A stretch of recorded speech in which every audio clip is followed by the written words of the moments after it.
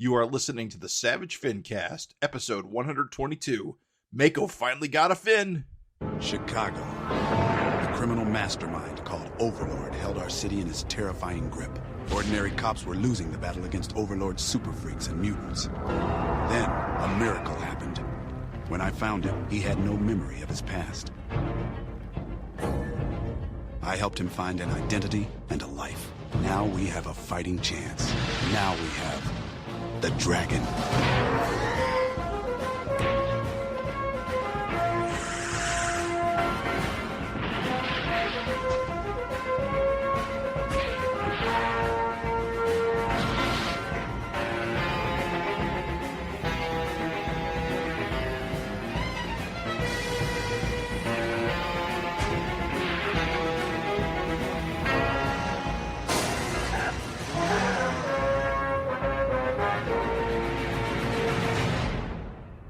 This is the Savage FINcast, the show that briefly considered reciting the lyrics to Weird Al Yankovic's 1999's classic song Albuquerque in its entirety, but ultimately didn't have the balls to dedicate 15 whole minutes to an extended intro gag. We agree, we are cowards. My name is Jim Purcell.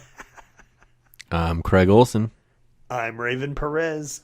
Welcome to another episode of the Savage FINcast, the internet's only Erik Larsen Savage Dragon dedicated podcast.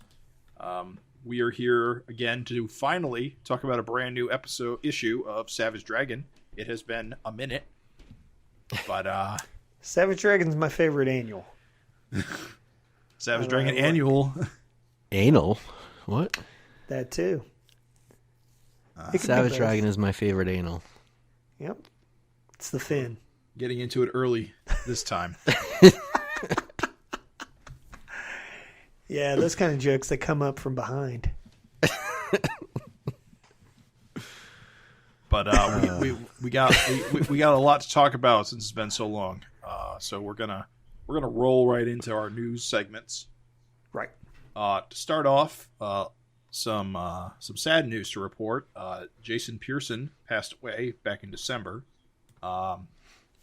He's primarily known among us Savage Dragon guys for drawing and writing, I think, the Savage Dragon Blood and Guts miniseries, which we will eventually cover on the Savage FINcast Retro. His creator-owned work, Body Bags, he is well known for. He was born August 29th, 1970, and passed away December 19th, 2022.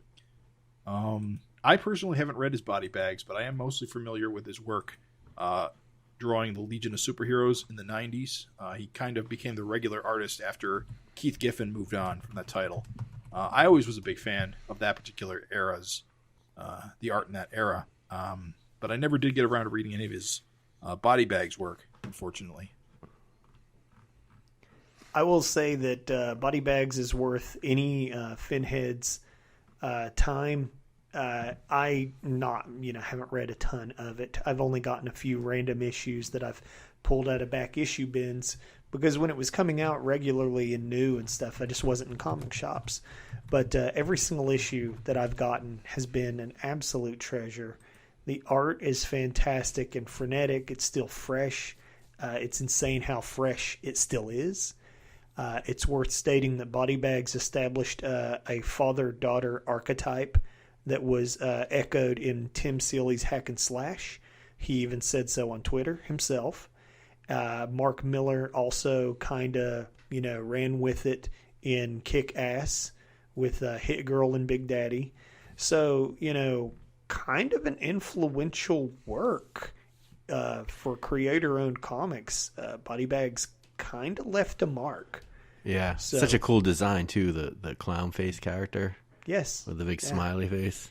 Even Panda. like the daughter, Panda Delgado, like it's just like iconic, her little cheerleader outfit. Like it's just cool, man. Yeah. Their big huge car, Alex's car in Savage Dragon. Jason was the one who drew that. Yep. And so, anytime you see that cool huge flames, like that came from Body Bags. So yeah, man. It's It's crazy. He's young too. I mean, very. I say it's like just a shame. 48 or 49. Yeah, too young. Yeah, but I think there's a lot of Savage Dragon fans out there. I'd probably name Blood and Guts as one of their favorite minis, and that stuck in my head when it came out of like, oh, this is, it was always kind of I always looked off when Erik didn't draw like Dragon, but I think Pearson did a really good job. Like he got the proportions, he made Alex look really cool.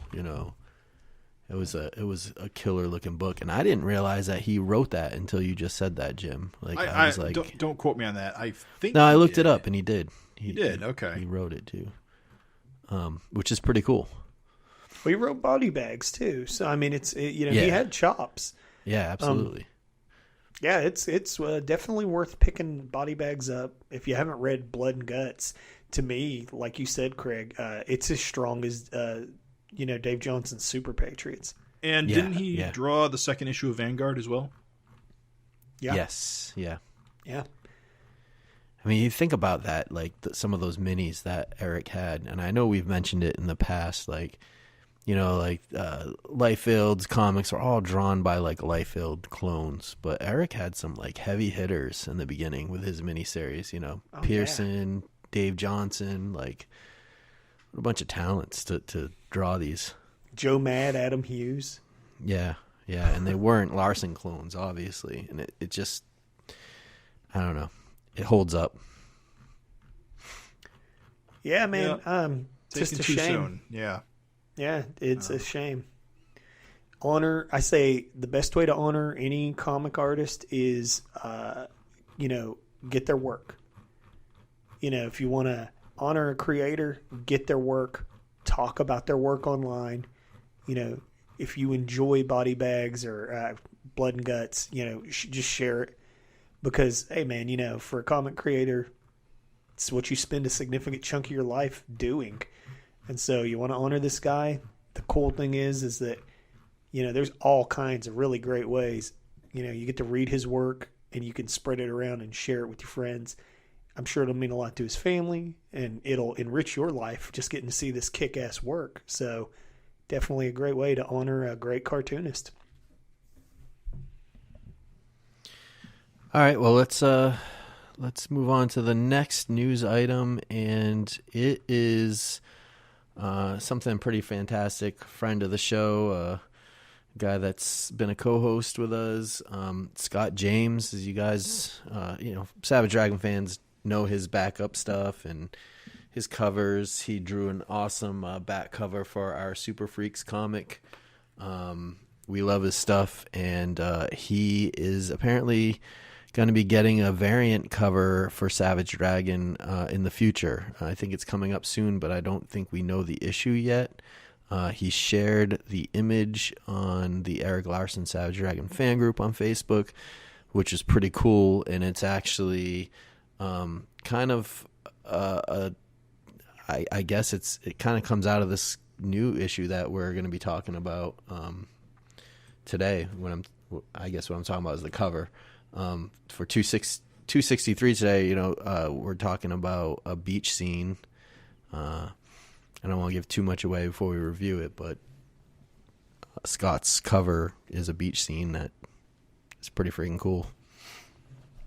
Yeah, he did a fantastic job, and the cool thing is that he shared process shots of like the different approaches that he considered, and man, they're all fantastic. Like, I was telling these guys before the show, but Scott's always been a fantastic artist. Love Juice Man.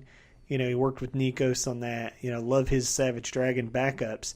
But Scott's really been, I don't know, turning up the juice here lately. I feel like he's kind of trying to push himself to a new place artistically, because everything he's been doing lately has been sort of, making me stop my scroll, and my stopping my tracks and check it out and be like, whoa, what the hell? So, kudos to you, Scott. It really meshes well with Erik's style. It's gonna be a great cover. I don't know. I guess, should we explain it a little bit, or? Yeah, go for it. It's we'll see it. You'll see it in 263, listener, if you don't have it yet. But there's a whole scene with the Dragon family out at the beach. On Scott's cover is like Maxine's kind of in the forefront, all sexy in her bikini, and looks like Malcolm running to kind of cover her up. but it's really well done. Yeah, he's got a couple different takes on Maxine, but he just does a fantastic job. I mean, every one of them could have worked, but the one he went with, I think, was the strongest of the ones. But yeah, man, just hats off to Scott. Yeah, kick-ass guy. I'd love to see another backup from him. And I think, well, this, I don't think I know, this is his first variant cover. He's done back covers and he's done, backup comics, but to get your own variant for Savage Dragon, that's something pretty special. It's rare. There's not a lot in the book's 30-year history, is there? No. Not a lot at all. And most of them are for, like, super anniversary issues. Yeah. So that's real cool, man. I mean, fucking happy for Scott, and it's a beautiful cover. Like, I just can't wait to see that bad boy in print. Yeah, with the logo. That would be cool. Rolling right along, man. We're going to go ahead and do the FINteresting Conversations, where we like to, throw something out there and see what you guys throw back at us. It's been a long time. You probably forgot what the hell we're even talking about. I forgot what the hell we were talking about. Yeah, me too. As I read this, I was like, wait, what?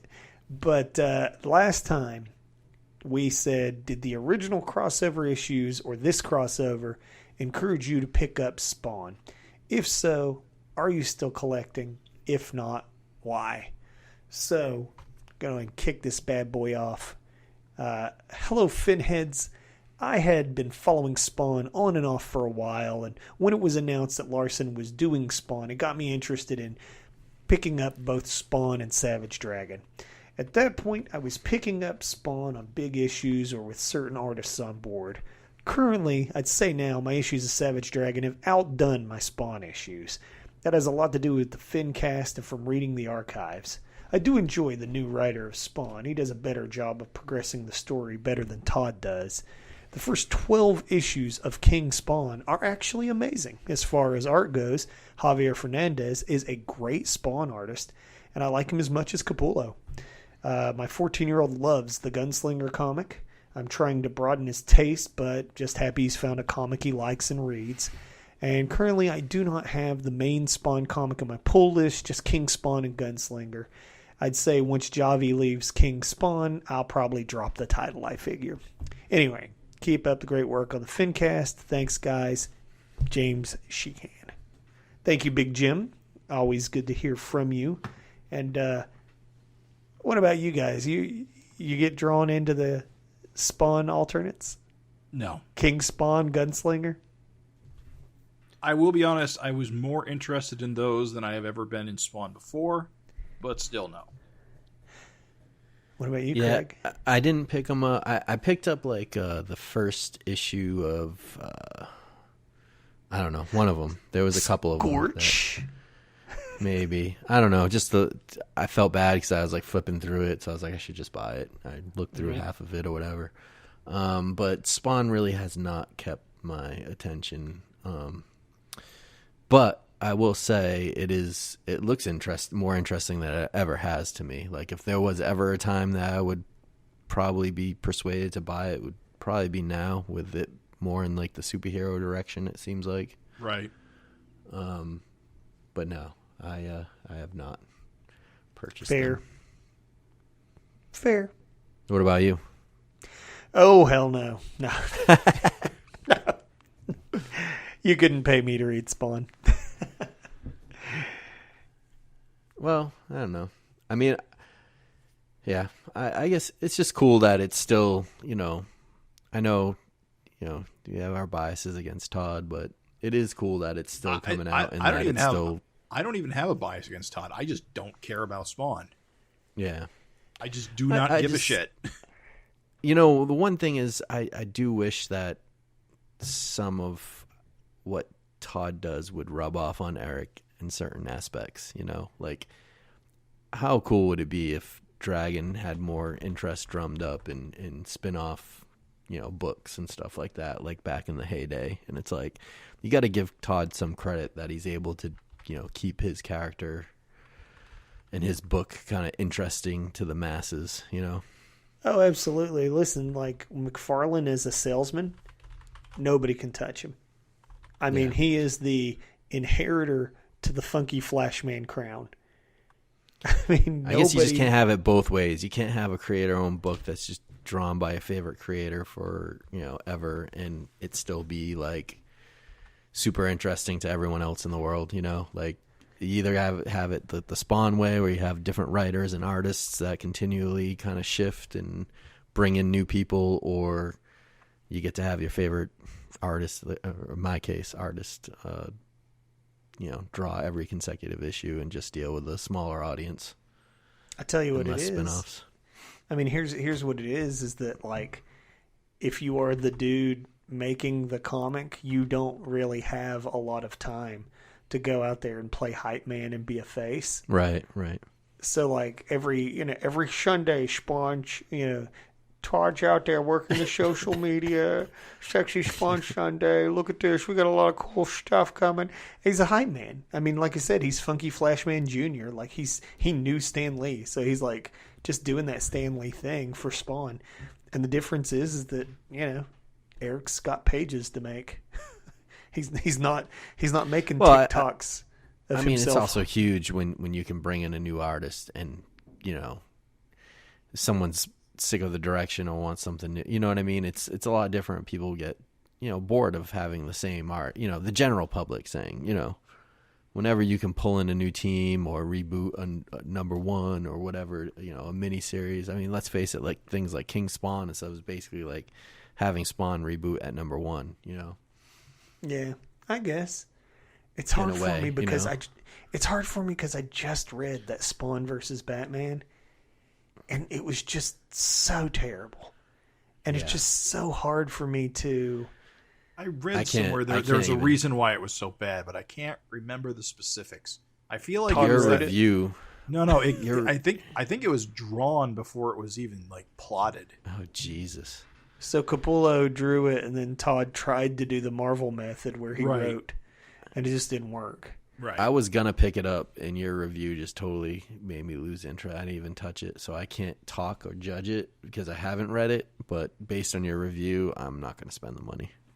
It's not worth it. I mean, honest to God, it's beautiful. It's just Todd's writing is horrendous. It's fucking psychotic. The first one sucked too, honestly. yes, it did. So if you're telling me this one, I don't have any expectation, and I trust your opinion. So. Oh, well. How about we move on to the next letter? Move it along. All right. Let's see here. Right? It's the next one. Okay. Well, I was looking forward to getting a couple more issues of the Savage Dragon before the year was out, and then I listened to your excellent interview with Erik.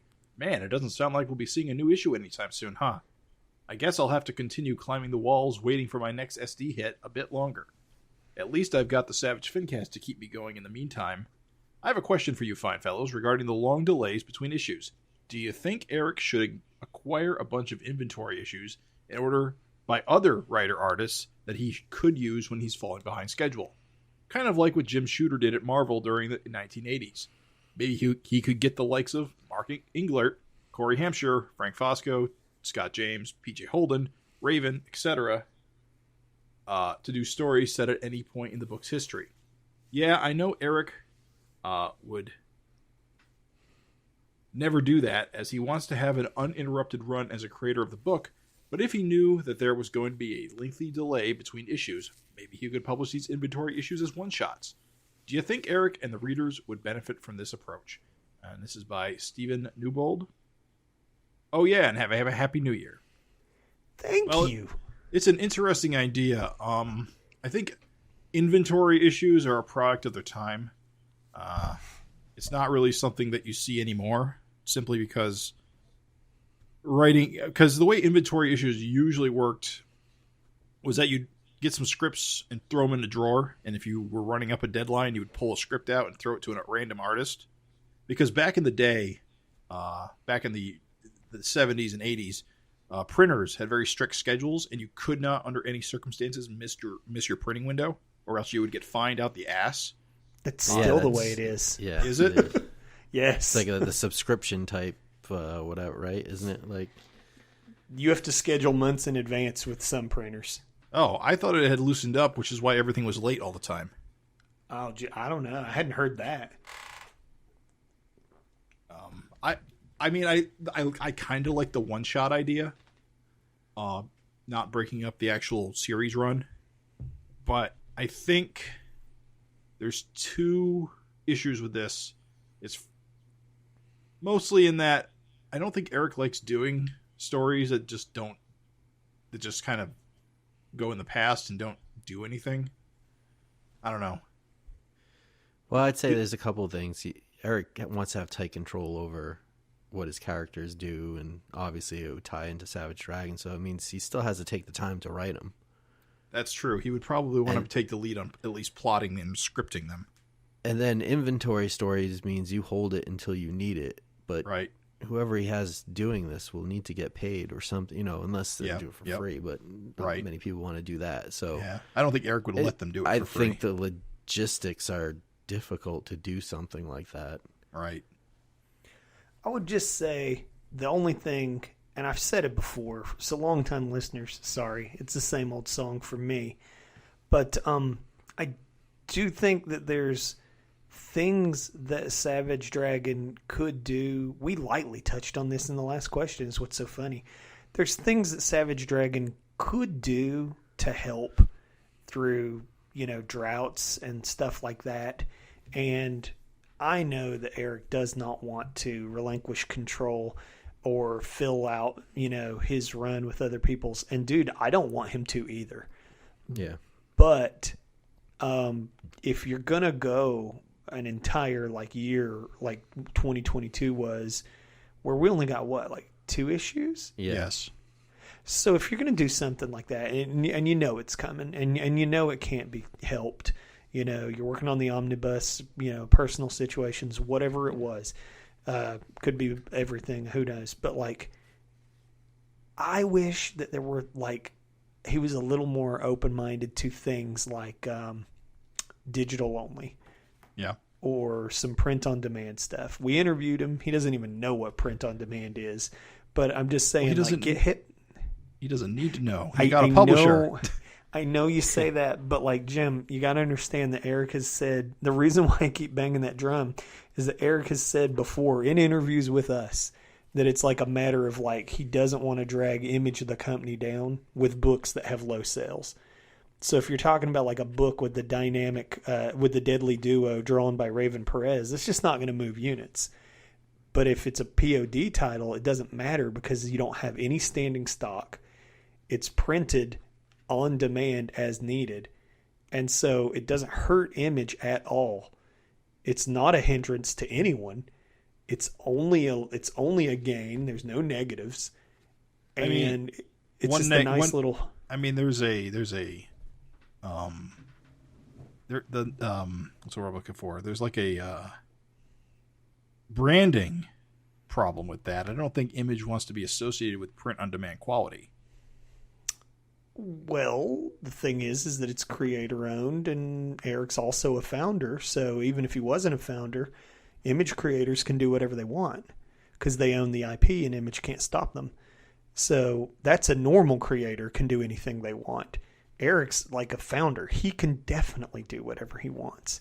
So I'm saying, when you're only going to have 2 issues out, a digital only, Deadly Duo one shot from Scott James would just be fantastic to fill the void. And it would be digital only. It wouldn't hurt any, there'd be no printing cost. It wouldn't hurt any bottom lines. There is a matter of compensation, that can't be avoided. And so it's not like, Are you talking about full 20 page comics or short run digital stories? It's digital, so it could be anything. It could be a 20-page one shot. It could be bigger. It could be shorter, whatever. I don't, I've never heard of people buying shorter digital stuff. But I'm just saying, I think Steven has a point. I mean, if you got a year, dude, the thing is that those 2-issue years kill the fuck out of momentum. My feeling on the matter is that it's not like we got nothing except those 2 issues. We got Ant all year. Granted, and it Super wasn't Freaks. And Super Freaks, but that hardly counts. Counts to me, Jim. Don't count. I guess I'm saying is that I don't think Steven's completely off base here. I'm not saying ever have some third party do a numbered Savage Dragon issue. Never. I never want to see that. I never want to see, Corey Hampshire evens like fucking, or even if it's Corey Walker. I don't give a fuck if it's someone who I would be like, oh my God, Greg Capullo did a Savage Dragon. No, dude, I never want to see that. I only want to see Erik Larsen on numbered issues. But if fucking, Mark Engler did a Freak Force one shot, even if it was digital only, I'd be hyped as fuck to get that. You know what I'm saying? So I just think there's little things. You're talking about, like Craig said, that, there's things that Erik could learn from Todd. Yeah, dude, there's just some room. That's all. I'm just saying I do think that there's things you could do to fill the void a little bit. You know what I mean? Yeah, right. It's just me. That's just me. No, I get it. I think that, the original question of just like having those kind of fill-in issues, that's definitely not going to work. But I agree. I mean, if you thought, I'm going to be working on this this bound collection, it's going to take most of the year, maybe it would have been nice to see if you could get some kind of one-shot or mini going to kind of help, where he could just kind of script something loosely and bring in some talent or something. Something that might drum up interest from people that are fans of the artist or someone that hasn't read Dragon, Yeah, just keep the pulse going, that's all. You could always write some kind of Malcolm adventure that doesn't really have to like tie in with the main book, I just think there's a more straightforward way to do this instead of going through all the print on demand and those kind of hoops. Just do like short web comics, and then once you get enough material, bundle them up into a one shot, get them into print. Yeah. Just print them through Image. But just something to keep people thinking of the book. Although, it's not like he was, fucking around. The cool thing is all that time spent was to put together, what are they called? It's not called the Archives. What's it called? The Ultimate Deluxe. Ultimate, yeah. So hopefully, the effort put into that will bring in readers by, purchasing these collections. So again, it's not like, there's apparently 2 issues and I think he it's wasn't selling doing well. anything else. Oh yeah, I think it's sold. I think the first run sold out. I'm pretty sure. Good sign. Good. Hell yeah. All right, so should we go into our new FINteresting conversation? Yep. Shoot. So just for listeners, any new listeners out here, this is where we're going to pose a new FINteresting conversation. You can feel free to answer or come up with your own question and write in at savagefincast@gmail.com. So our new FINteresting conversation goes like this. If Malcolm and family leave Canada behind, what would you like to see happen to the rest of the cast? So in other words, if they move, which Erik has hinted at, and it's kind of hinted in this new issue we'll talk about, and they move far away from Canada, what would you like to see happen to all the supporting cast that's still in Canada right now? Write in at savagefincast@gmail.com. All right, so let's kick it off. Who wants to start? I nominate Jim. Okay. Well, I absolutely would like Captain Tootsie to follow. Of course, he's in space right now. I'd hate for the book to lose Captain Tootsie. He's definitely one of the standout supporting characters at the moment. As is what's the tiger's name? I forget. Talkie Tawny. I almost said Tawny. Yeah, it's not Talkie Tawny. It's Walter. Walter needs to go with the family too. They need a house pet. It would be nice if Greta Gearbox would show up at all. I really like her being around, but she hasn't been around in a long time. I think those 3, Tootsie, Walter and Greta should be like the core, like supporting superhero cast, like Dragon used to have. I just feel like they're the strongest characters to come out of the Toronto era. Even though we don't see many of them a lot. North Force can just stay in Canada. That's where they belong. Just go away. They're fine, but go away. I don't hate them, but they're pretty typecast. I mean, that's really it for me. By you, Raven? Damn, Jim. I mean, it's almost perfect, man. I can't really fucking go against what you said too hard at all. I will just say that I would be happy to see. I hate to lose Paul because Paul's so interesting. I mean, he's so fucking interesting as a character because he's Dragon, but not. He's from another dimension. You know, there's so many good things about him. At the same time, if Paul was just Alex's just happy ending, I'd be okay with it. Right?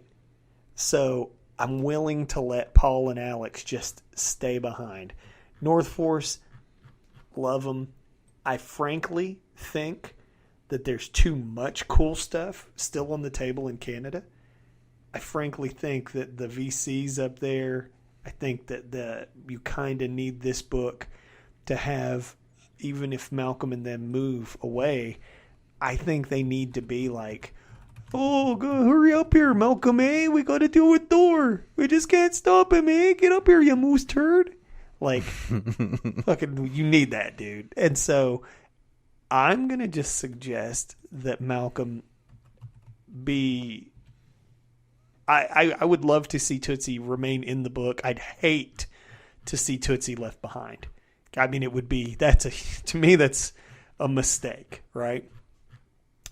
I would like to see Tootsie be a means for Malcolm to be able to quickly return to Canada when needed.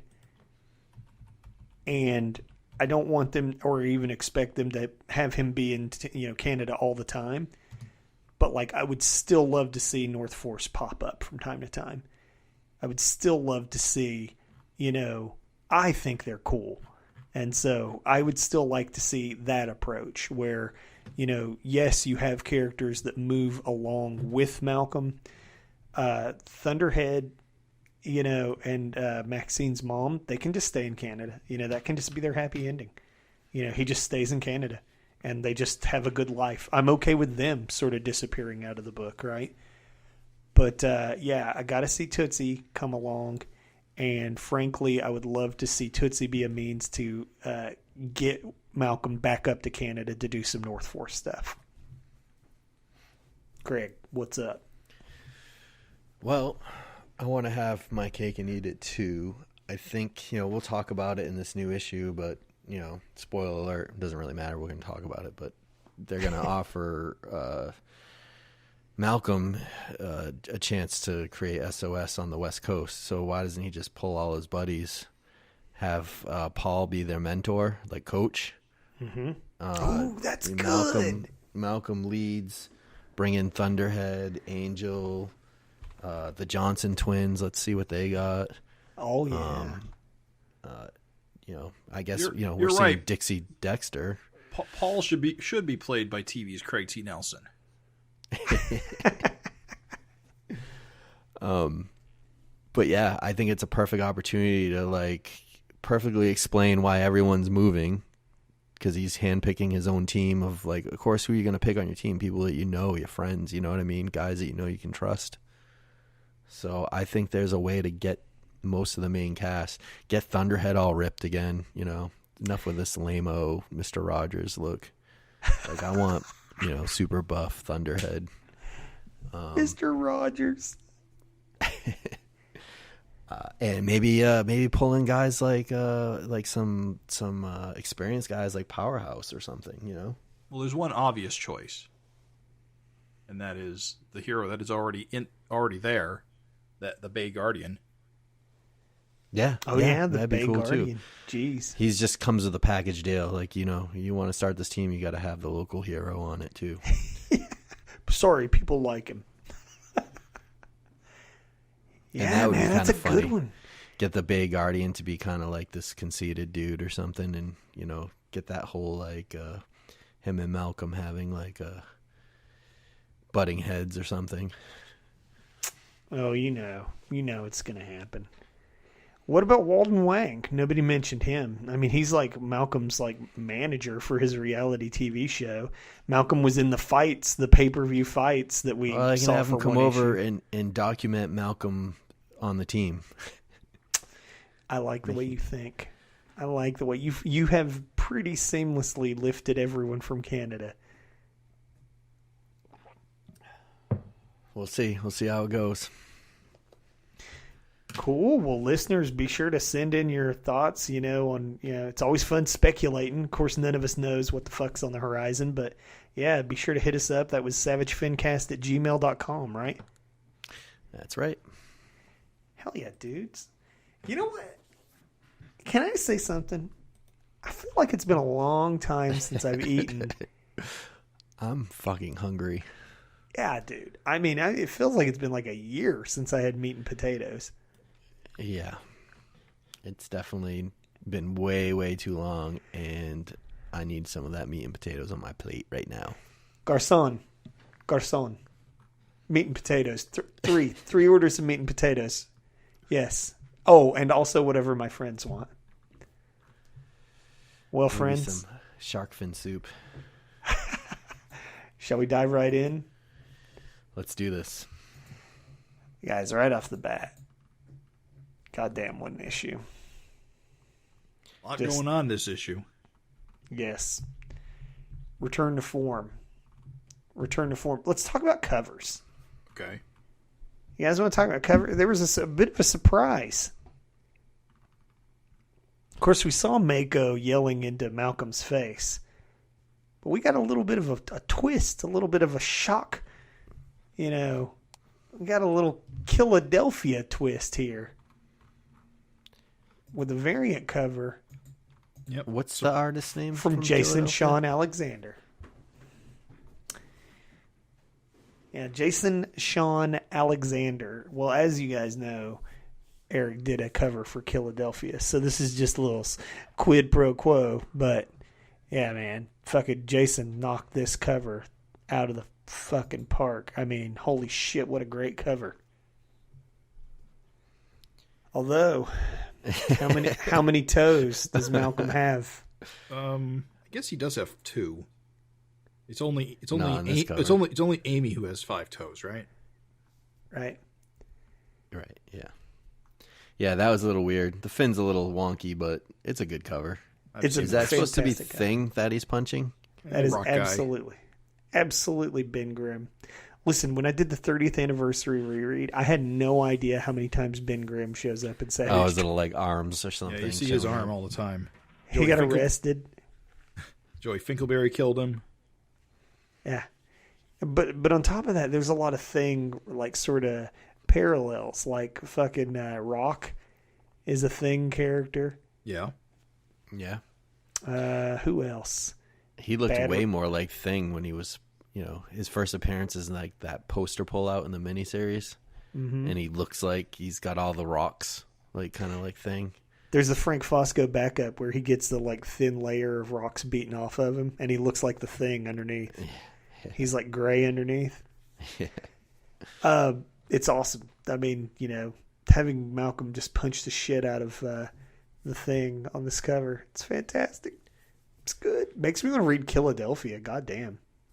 Yeah, I like seeing other artists' interpretations of Malcolm and Maxine because you don't get to see that a lot. And, most of the stuff we've seen is original Dragon, so always cool to see another artist's take on Malcolm. What about you, Jim? You've been oddly quiet. Well, what is there to say? It's a cool cover. Color usage is really neat. Mm-hmm. Now you're a notorious variant hater. Oh yeah. Are you going to be able to resist? Absolutely. I mean, I'm not going to buy it in print, so the opportunity to get it, this cover is nil. So wait a minute, you don't collect the print anymore? No, not since like You didn't know that? I stopped collecting pretty much all print. I haven't had a print Savage Dragon since like 170 something, 180 something. Can I have your old Dragon comics? No, mine. No, I gave remember that Chris Iliopoulos variant cover with Dragon? I gave that to Gavin because he didn't have a copy. Cool, man. We gave away one of those covers on the FINcast too. Huh. Not Iliopoulos, the other one, Chris G cover. Giarusso. Chris G. Yeah, That's who I was thinking of. Yes. Whatever number that homage issue was my last print Savage Dragon issue. That was a long time ago. I had not seen Chris Iliopoulos' face, and he on his Facebook put his face up, and I was like, "Wow, I don't know why I'm so stupid, but like I've seen Chris G, and for some reason in my head, you're mixing them up. I just thought they'd look alike, and they look nothing alike, dude. No. Not even close. Easy mistake. I make it all the time. Yeah, not even a little bit. That was SD 183, which came out back in 2012, which was when I started buying digital. 2012. Jeez. 11 years ago. I cold turkeyed that shit as soon as I could. What are you going to do when the big EMP hits Earth and you lose all your comics? Well, I think we're going to have more pressing concerns at that point. Nah, dude, I'll be reading my comics by candlelight. I'm just going to sit in my basement surrounded by comics. What are you going to do when your basement floods, your house burns down? Tell me that, Raven. I don't have a house, so stick that in your pipe and smoke it. I'm just going to jam them all in my shirt and run out of the house. Yeah. It's more likely your collection will flood than an EMP is going to wipe out my collection. Oh, we'll see who gets it first, buddy. I don't think so. I think you're way more likely to get struck by an EMP. There's a green meteor coming. I think your days are numbered, mister. A green meteor. Yeah. It's new to me. Google it. Oh, wait. You won't be able to when the EMP hits. Any rate, this covers the bomb. I think it's great. He fucked up Malcolm's toes. But listen, I love the guy anyway because, like, he just brought it. And can I just say that, like, again, I will never miss an opportunity to shit on Frank I know Cho. what you're going to say. I will never miss an opportunity to shit on Frank Cho. God damn it. He had a cover for fucking $250 and he fucking died. He phoned it in as hard as he could. Well, Liefeld's was not. Liefeld's was shitty. Yeah. It's like, I would much rather get a lesser known artist like this guy. Yes. Well, I'm not sure. Maybe he is really well known. I don't really know. But this is head and shoulders a way better cover than any of those, like, besides Walt Simonson. Yeah, but Simonson was the only guy who really truly brought it was the same thing when McFarlane did the cover. What was that for? Like 225 or something? I don't know what it was. Like, do you remember the McFarlane cover? Yeah, it was phoned in. All those guys. Phoned in as hell. And the thing is this is, we're joking about the toes. If anybody's listening and thinking we're serious, man, we don't give a shit. This cover's so awesome. Who cares about the toes? Look at that arm. Who cares about the toes when his arm is that awesome? When Maxine is that cool and on brand. Like, just got it. The poses are so dynamic and action-packed. And it smacks of effort. And then you close your eyes and you envision that, like, Frank Cho, like, fucking, I don't know. I'm just saying, hats off. Knowing what Frank Cho can do. Yes. Dude, that's what makes it suck. We're just going to talk about that every episode of the FINcast from now on. Dude, I don't give a fuck. Like, if it's pertinent, I feel like it's worth bringing up because guess what? When you do work, it follows you around. And so, like, this variant that just randomly hit on 263 smokes variants by guys that are, like, industry legends. And it's just like, I guess I'm not so much shitting on those guys still yet because we established that they had a chance and they blew it, so much as I'm just saying hats off to Jason Sean Alexander because he fucking totally swung for the fences when he didn't have to. So, my hat's off, dude. Anyway, pretty good issue behind these covers, huh? Yeah, Jack Morelli on the lettering. I'm down with, man. He's picking up the slack. Yes. Oh, absolutely. He filled in really well, and it's almost seamless for me now. Really digging it. And of course, Nico's colors always a treat. Let's put it that way. But even MVP Erik seems to have brought a little something extra this issue. Yeah, this issue. I mean, you guys said it in the beginning, but there's a lot of hatching in this issue. Just I don't know. It's just really well done. It's since issue 250. I feel like Erik's found a spark with his art, and agreed. The panel layouts and everything. Agreed. I mean, this issue, there's just, like I said, a little extra oomph. There's just things he's doing different, even on characters like Maxine. It's like, he doesn't have to deliver new Maxines, and yet there's just stuff happening in this issue where it's just like, God damn, dude, like the way he drew Maxine here is just like you've never seen her drawn that way, and he just did such a good job. New poses and different things. Like you said, you're absolutely right. Like I did notice that looking through, like, oh, I haven't seen him do that before. And it's like, how does he keep doing that after, 260 plus issues? Somebody asked on the Facebook group what my opinion was of the complete reread. For the 30th anniversary, we did a reread. And dude, my number one takeaway is that people who think that the art got worse are just so fucking delusional. Dude, he just got better by leaps and bounds. It's fucking crazy. So many things with like hatching, line weight, panel composition. It looks like some things are referenced, whereas before there was very minimal of that. It's just, I don't know. It's just people equate overly detailed hatching and everything with good art, and it's not true. No. I mean, it can look good and cool in cases, but even this panel, though, we were talking about hatching for 2 seconds. Even this panel where Billy is dropping down the ladder into the alley, every brick has a different hatching. That's what I'm talking about. And it looks so good. Yeah. I guess what Raven, I'm saying hatching is on characters usually. No, it's texturing. No, I'm saying when I'm talking about hatching and overly, hatching and putting rendering on, that's what people mistake for good art. Well, I'm talking about the backgrounds, because if you look on the second page, you see all the hatchings in the background, which and that drives the foreground characters forward. Right. It looks great. I agree. Yeah, it looks really, even in the first page where Malcolm and Maxine are just chilling in the apartment, there's just those big chunky hatching. Yeah, and it just looks so good, dude. The shadow on the cushion behind Maxine. Yeah. Speaking of the couch, Malcolm's really big. Is this a love seat? It looks that way. Oh, there's a division in the cushions. Can you see next to his pinky finger? Right, yeah, I see that. But is that it's two like or three cushions? Yeah, it's a tour. Tour? It's a double cushion. He's on like a couch. It's a tour. Can I take a tour of Alcatraz?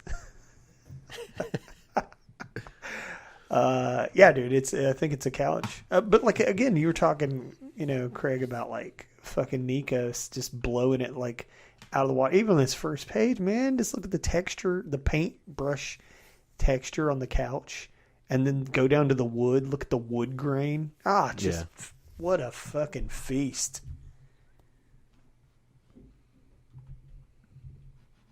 So, content-wise, Malcolm's kind of lamenting the fact that he killed an entire hospital of people. Malcolm just can't stop killing people. Just can't stop, dude. And the real interesting takeaway here is that he kind of says that, like, he's just, with COVID around, that like using his blood to cure people is just a no-go. Right. Because if they've got COVID, you could kill a whole hospital. Well, that's the thing. Seems to be putting a cap on the blood healing. Yeah, for the time being. fix. Jim, you got to be happy about that, right? Yeah. Well, as long as it sticks. Oh, yeah? Which, to be fair, it doesn't, because it does come up again in this issue.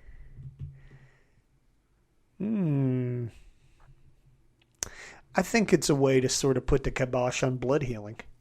Yeah. I think it's like, to put it on for blood transfusions to like other heroes and just kind of keep it in the Dragon family. Well, even though Sarah was a fucking hero, right? Didn't she fucking get blown up like fucking crazy? No. Oh wait, she never even got the blood. Never mind. No, she did, but she died before it had any effect. Yeah. Shout outs to prostitutes with animal print that shapes to the contour of their butt. It's a very cool artistic touch. This is not just perversion. It's just a cool artistic touch. I think it looks cool. Yeah. Oh, prostitute, we hardly knew you. She got the old SNL land shark. I love you see Mako's hand come out of the shadows. Yeah. It's great. It's good, dude. It's good to see Billy. Mako is here. It's a nice little touch that, like, even though she's like a streetwalker, a lady of the night, she sees this kid out in the streets and she's like, dude, go home. Like, get out of here. You got to go home, be safe, go home to your mom. So it's kind of like, it's a nice little. I don't know. I didn't really get the impression that she was being nice. I think she just didn't want him around scaring people away. Well, she says it's not safe out here. Yeah, she's just saying it in a shitty way. Just go home, you little freak. There's no place for a little kid. Not even one as weird looking as you. I mean, guys, she's had a hard life. Yeah. She got told to put her red light on, so. And then she got fucking decapitated. She gets runched. Dude, we're talking about like the Nikos Erik combo. That big, chunky. Ooh, I'll tell you who that puts me in mind of. Dave Johnson started doing that too. What's that? That big, chunky hatching. Yeah. Where you can like see the strokes. Yeah, it's cool. I'm not saying that's where he got it, but I am saying I thought I'd seen something like that before. It's cool. Pretty wild looking. I mean, look at like the runch panel, and look at like Mako's like fist. Yeah. Like the shadow under it. It's pretty wild. Like how like the I don't know. I wouldn't even know where to begin to do something like that. It looks like it wouldn't work, but I would love to see these inks like in black and white. It must look amazing. Oh, I'm sure this page is like a fucking feast for the eyes, man.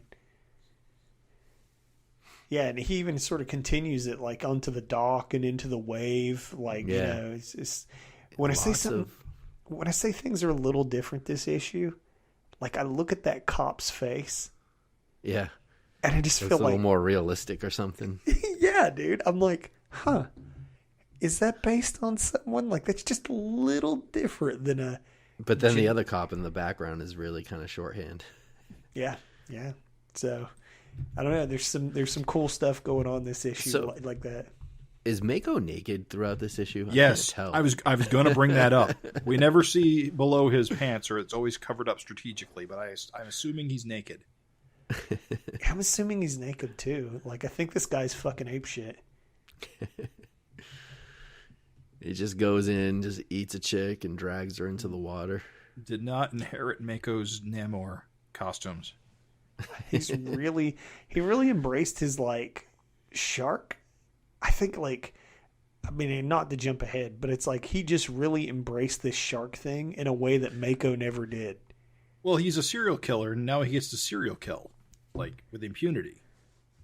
Yeah, I mean, is he eating for like subsistence, or is he just I think he just likes to kill. I think he just likes to kill. That's how I read it. Like he just likes to murder. This colors are great on this page, though.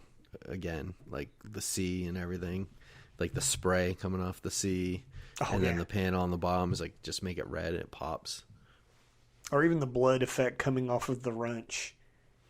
Just all that, like the blood on her leg and the blood like just spattering all. Oh, it's so good, dude. Fantastic use of negative space. On the big Mako panel. Yeah. Well, he does these sorts of things with the stacked panels and the negative space panel. In fact, he does another one on the very next page. Love this angel pose. Yeah, I love the chunky inks. So good. And she's got like pseudo big mouth angel going on. She does. Yeah. She's channeling her Calvin and Hobbes phase. It's awesome. It's cool though, because you can just hear her kind of like talking loud on the phone. You know what I mean? Just like super like excitable or something. And, it wasn't even my blood. But she feels culpable, just as Malcolm does. Yeah, it's funny that Malcolm's like, I don't know. If I don't show up, people will get pissed and blame me even more. Not to mention call me a pussy. Malcolm, shouldn't you be above that sort of thing? I guess not, dude. Yeah. Little insecure there, Malcolm. Still immature. I just want to say I think it's funny. I saw someone on Twitter complaining that none of their characters in comics use cell phones. Huh. And then we get this issue, and I was like, oh yeah. I feel like phones are in Savage Dragon a lot, actually. It's got to be a super convenient plot that you can have two characters talking and not even be near each other. Yeah. Well, yeah, exactly. Yeah. Cell phones have changed the game. Yeah.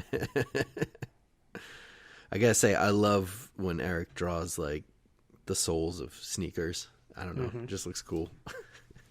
Yeah, there's attention to detail there. What I really love on this page is Malcolm taking the piss out of the concept of going on patrol. Yeah. Because he's standing on a rooftop trying to find Mako, and this is a really dumb idea. Can't see a damn thing. And the problem here, Malcolm, is you're not super leaping all over the place. You gotta jump around a bit, get some height. Yeah, you got a super leap. That's how it always works in other comics. They're just swinging around aimlessly, and oops, it works, right? Yeah, I do think it's funny. It kind of shits on the trope of going on patrol. You use your dragon sense. You use your telescopic vision.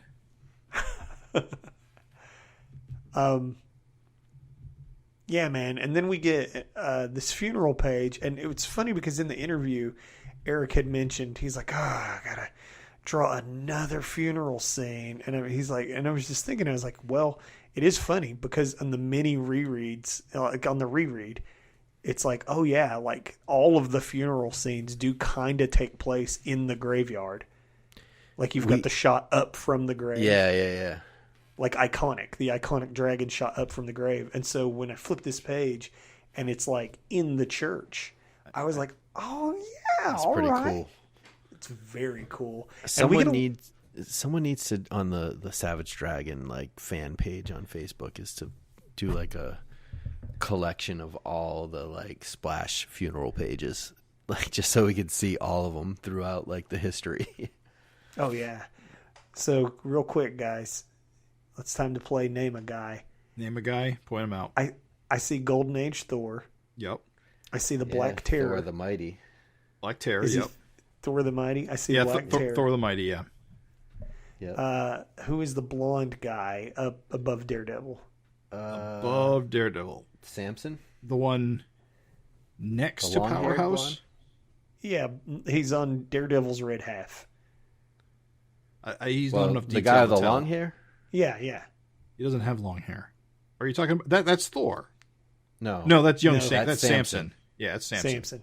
All right, who's the patriotic fellow on Daredevil's blue half? I actually don't know, but I think we've seen him before. That is Captain Freedom.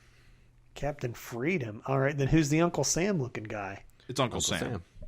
He's Uncle Sam is public domain. I should have known. Is that Spider-Man next to Youngblood?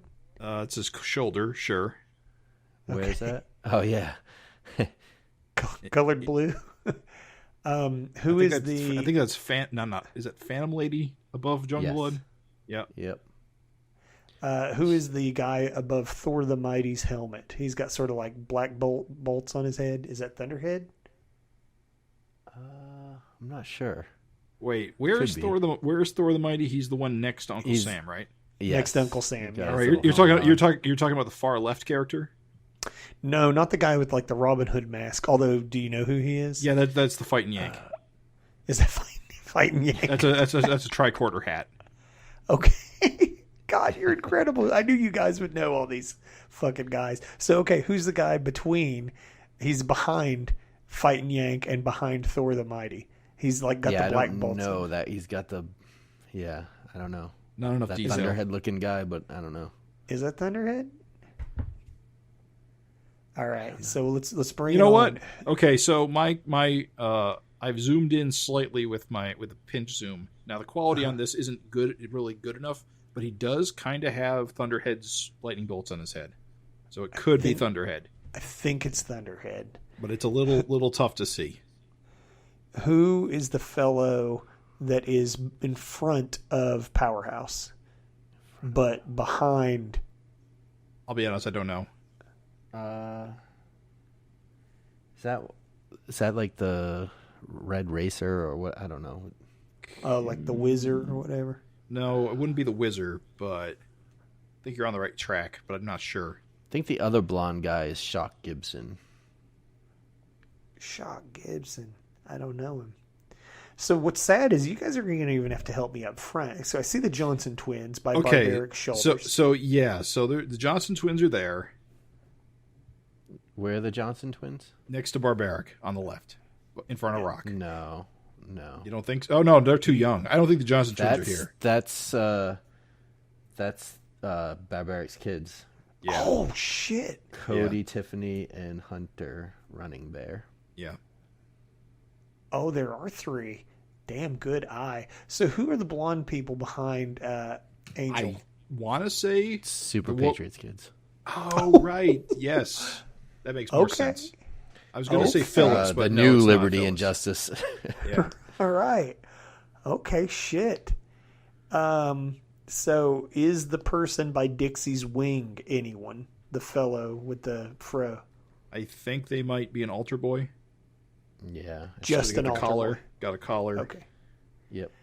And then who is at the grave on the opposite side of Dixie? I don't recognize them. The little kid and the woman with black hair by John Day? Oh, I just thought that was another altar boy or something, but I don't know. I mean, it feels like... Well, the thing is, Hortus doesn't have any family because they died. They killed themselves. So maybe... I don't know if she might have had more family, but I'm not sure. Who's the big fella in the center with the green fin? That's the Hulk, obviously. You missed the clock, the guy that's got like the grifter-looking mask. I was wondering why you guys didn't ask who that was. I forgot he was the clock. The clock. I just hate that mask inherently, so I just want to avoid that dude. That's a Golden Age guy. Is there a Golden Age guy with grifter mask? Yeah, that's the clock. Old style thing. Kill me. The next issue special had a cover by Mike Allred with the clock on it. It was really cool, actually. Cobra Commander had the mask face before Grifter did. And I hated that too. Like his Silver Dome helmet's a million times cooler. Gotta love Kill Cat doing his usual Kill Cat shit. Look, a new dart. Yeah. Third or fourth time's the charm, right, guy? Just keep trying. Just keep trying. And isn't this the second time he's tried to hit on a dart at a funeral? Probably. Yeah. I do believe so. Tell you, we haven't seen Dixie in forever. She looks kind of cool. She looks very cool, dude. Like I like her Beta Ray Bill mouth. Yeah, she's like full size. Got her Dark Seed father in her. Yeah. We need to see more of her. Hell yeah, dude. You talk about additions to the cast. Get that bitch in Freak Force. Please, give me a competent Hortus. That's all I want. She's the daughter of an idiot and the daughter of a genius, so competent. It could go 50-50, you know? And then we get Jeremiah Youngblood. Where the hell did this guy come from? I think he's Did you notice? Well, he's a joke, but he's new. Did you notice there's no Super Tough? I mean, Super Tough was... So there's a few things I wrote a note about. Do you remember, I think it was... Oh, that's right. Super Tough is back. He's leading the SOS, I think. Last time we saw Super Tough, he was arresting Daredevil because he was like letting... Was it like Jennifer and Alex go into Dimension X? It was something with like President Trump, banishing like the aliens. Right. Mm-hmm. And he like put Daredevil under arrest for trying to free them or something. And then it was kind of left at that. I forget what issue that was. But yeah, he's kind of like all the Golden Age guys are SOS guys now. And so where's Super Tough? And Rock's in his SOS uniform. Yeah. So where the heck is Super Tough? Before we move on, behind Barbaric. Before we move on, I just want to say that I love that all of those Golden Age SOS guys finally showed up again. I was worried that was a thing we were just never going to see again. Oh, yeah, we saw him in like a backup, right? It's kind of weird they're here, though. You don't really associate... Well, oh, wait a minute. They're tied to Battle Tank. Oh, wait. No, Battle Tank was never a SOS kit member. Wait a minute. I'm trying to think of a reason why they would be at Hortus' Super funeral. Patriot is in Freak Force. Right. Yeah. And I would assume that he's in good standing with the SOS. Yeah. So probably that's the connection. As well as I'm sure the SOS calls on Mighty Man. And I mean, she is a hero, so I guess maybe she has superhero cred that brings all the superheroes out. So I suppose there's that. Yeah. Funeral for a friend, is that what you're saying? Yeah, exactly. Yeah, I mean, it's SOS paying their respects, I guess. Yeah. You notice who's not there? Fucking North Force. Well, they're in space. Oh. Probably. Yeah, I forget. Remind me what happened? What, with They North had to Force? go destroy the rock people before. He's like, they'll be back unless we take the fight to their home world. Yeah, Gotcha. Captain Tootsie grabbed them when they all went off into space. I assume they're getting slaughtered as we speak. They could be making love to those rock people and starting a new race. You don't know. Anything can happen. Jeremiah Youngblood, you said he's new. He has no but is he a pastiche on anything other than Liefeldisms? I think he's just Liefeldism's the man. I think he's a clever workaround that Erik and Liefeld can't use Youngblood anymore, so just make a character called Youngblood. How are you going to sue me now? He's like a Nick Fury Liefeld guy, I guess. Dum Duggan / Nick Fury / Cable. Yeah, he's got the cable eye. He's got the robot arm. He's got all the things. I think he looks cool. I like him. Cool enough, yeah. I do think he looks cool. The thing I want to point out is that when Liefeld was pitching his Youngblood, he gave them those Ys in circles, kind of like the X's in circles. Yeah. And Jeremiah Youngblood totally is rocking the Y in a circle on his belt buckle. He does have a Y on his belt buckle. I just think it's funny, He went all in on. We'll definitely see if we see more of this guy. I would assume. All right, this is a point to talk about this. So Jeremiah Youngblood invites Malcolm to head up a. This is huge. West, yeah, it is a West Coast branch of the SOS. I'm going to start calling the SO West. And fucking, Malcolm doesn't shut him down. He's like, yeah, man, maybe. But, like, he doesn't just invite him to be on the team. He invites him to lead the team. And assemble his own team. Yeah. Be an ideal point man. I'm just like, dude, yes. Malcolm has needed... So let's talk about this for, like, 2 seconds. Malcolm has needed some more, like, arcs. Some more, like, clearly defined, like direction. Heading up his own team, his own SOS. Come on. Yeah. I mean, you think Erik would dedicate a whole page to this if he's not going to do it? It would be kind of a weird kind of, I don't know. it just doesn't seem like, it seems like he's got to do this to me. Oh, it's too cool. It's too cool not to. It'd be a weird like red herring, I guess is what I was trying to say. Like to throw out something really cool and then not do it. Yeah, I mean, it's I wouldn't put it past him in certain ways, but it just, with the talk from our last interview and this, and I don't know, it just seems like it's the next logical progression for Malcolm. There's nothing for him in Canada anymore. Well, I mean, we almost saw him join, Freedom Force, North Force. Yeah. And I think Erik was kind of toying with that. Honestly, I felt like North Force, the characters are cool. I just felt like the names are so uninspired. Like, just name them after sports teams that I just was never, like, super on board. But Jeremiah Youngblood does it for you, huh? I think he's a cool looking character. What does it for me is him able to, like, find a reason to get the cast, like, all, like, out of Canada and a new location. Yeah, I'll be into it. I'm really excited. And the funny thing, too, is that, like, Erik lives in California. So instead of having to research a bunch of shit like he's been doing with Canada, he's going to be able to just, pull that shit out of his hat like nothing. Right.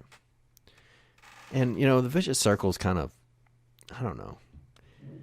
I could see this as like, all right, I'll move to California, but do me one last favor. I want all of SOS to come in and take out the vicious circle with me. Plus, like, I could they're on see the that. fucking ropes. They're on the fucking. They're ropes on the ropes. Anyway. Their membership is way down, and don't forget, we see Samurai versus Malcolm on a future cover, so that final confrontation might be coming. I say wipe them all out. Let like one or two survive and go crawl away, and they can come back at some other point down the road. I mean, the thing about the Vicious Circle is they have a really, really, really good name. The Vicious Circle is a really good supervillain group name, and I'd hate to lose that. But yeah, they need to like assess their goals, I would say. You could always have some new upstarts. Restart it. Hey man, I mean, goddamn, the young Vicious Circle never did anything. Well, they went to jail. I mean, that was the kind of the storyline. I know, but I'm just saying, like, you have a built-in, like, you could let time pass, and then those guys show up again as adults, and it would be fucking sick as hell. Well, about half of them did get slaughtered by Malcolm and his kids. Oh, they did, didn't they? Remember, they got basically Samurai sent them all to die. That's right. She was cleaning house. I think it's fine though. Like, go ahead. Sorry. I'm just saying that I think what the Vicious Circle needs, and what it had with Dart, is that it needs leadership that has a goal, and currently they don't. Samurai just wants to be in charge, but she did. We haven't seen any like goals of hers. I just feel like Dart was lingering around for a while. VC's been around for a while. It's time to bring in like a new threat, like a new Dark Lord or a new, whoever, like a new big bad, Yeah. And yeah. I think having a team like that gives it the opportunity.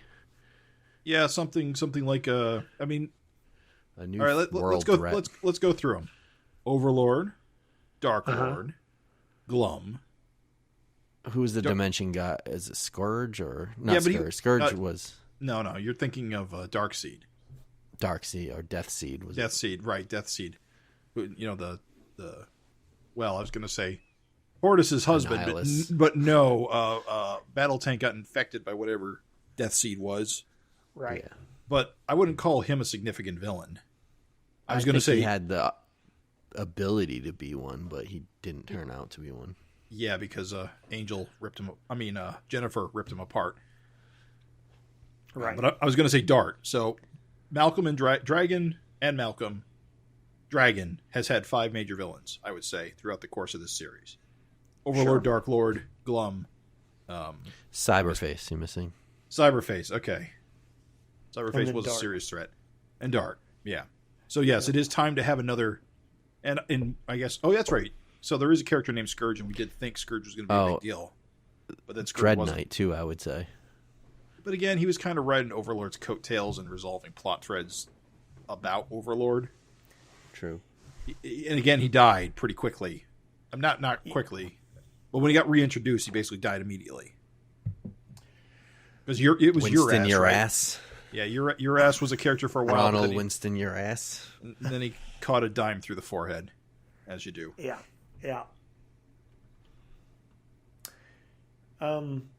Yeah, man. I think a new setup, new villains, new rogues gallery. Like, there's just tons of potential there. So let's all go to the beach.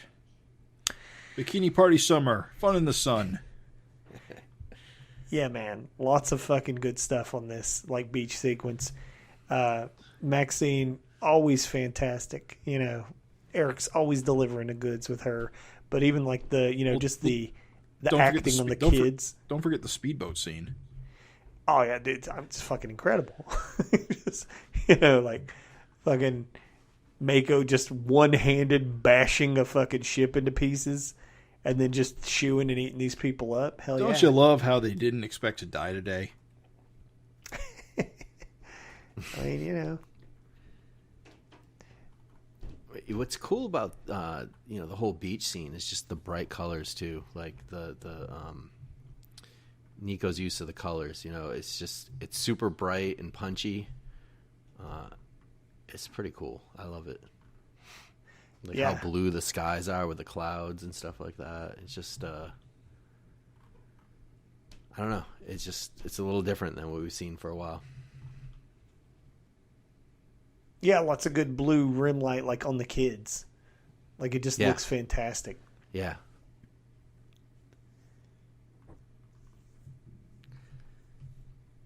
The shot of Maxine is fantastic.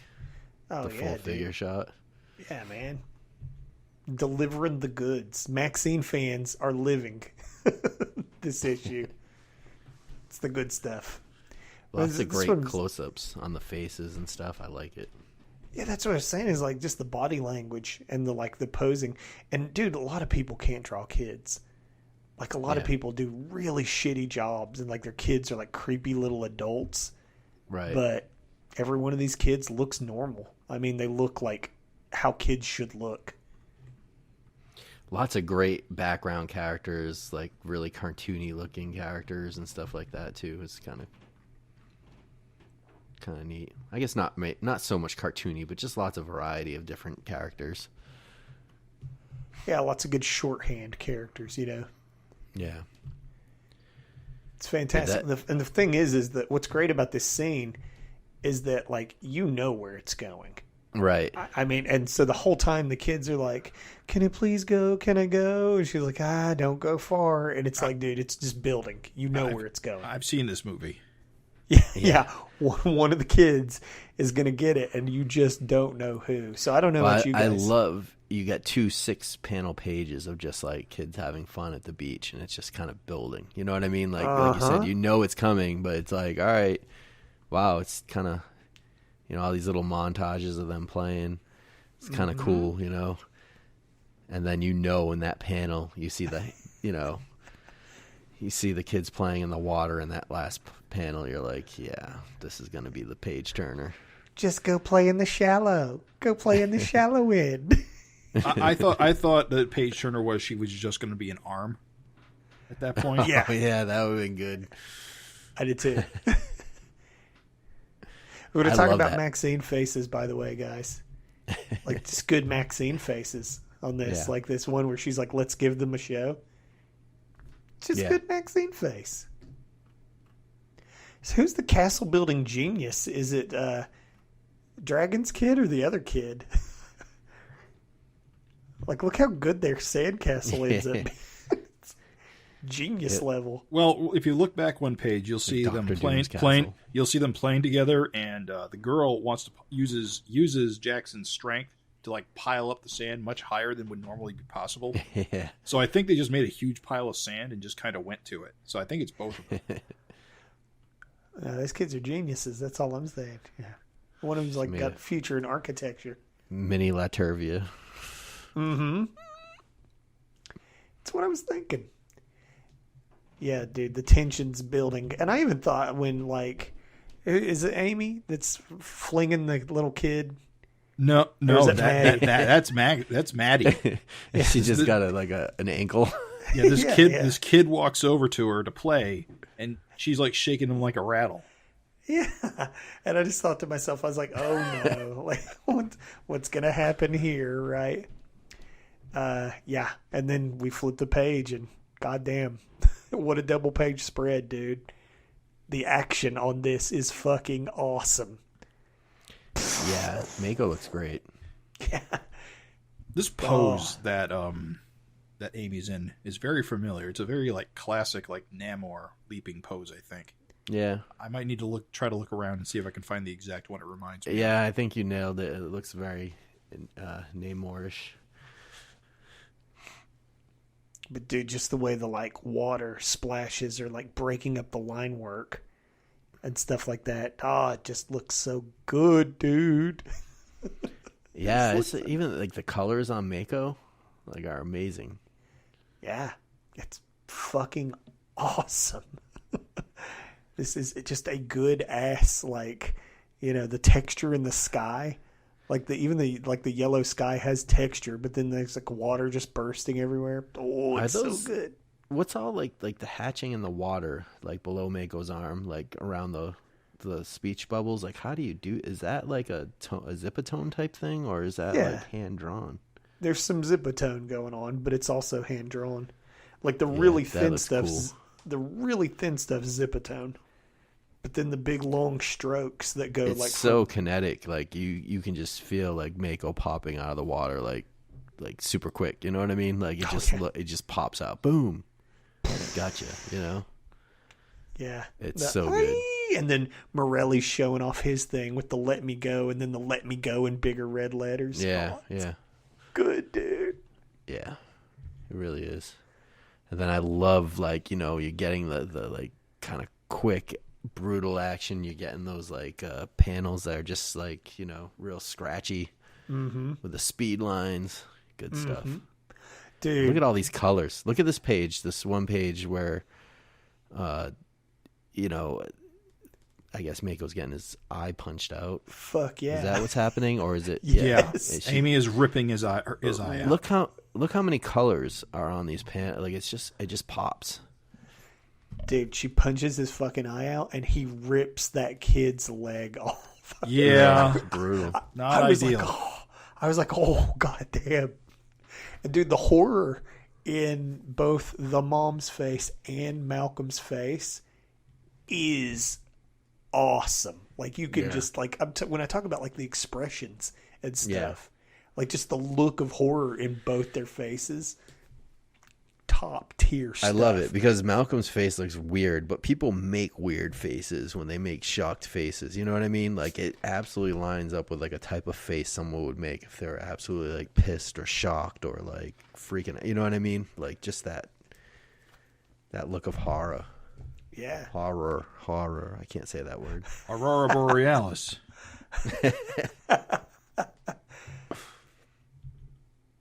Yeah, it's awesome. It's awesome as shit. And yeah, you're right. The colors are just popping off the charts on these pages. It's so good. Green and reds and blues and yellows. Like it just works.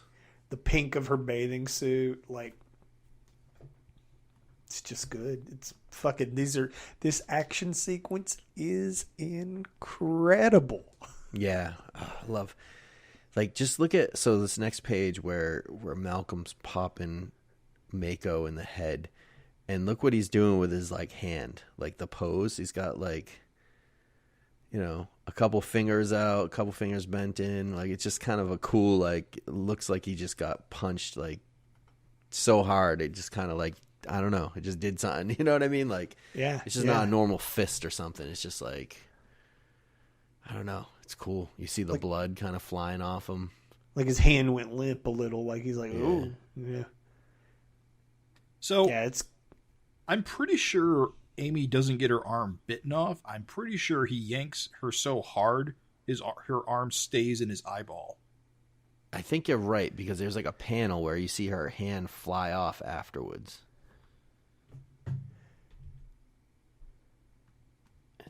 I don't know. I think it's stuck in his eye, like you said. Yes, I see that now. It does come up later. So yeah, she doesn't get her arm bit off; she gets it ripped off.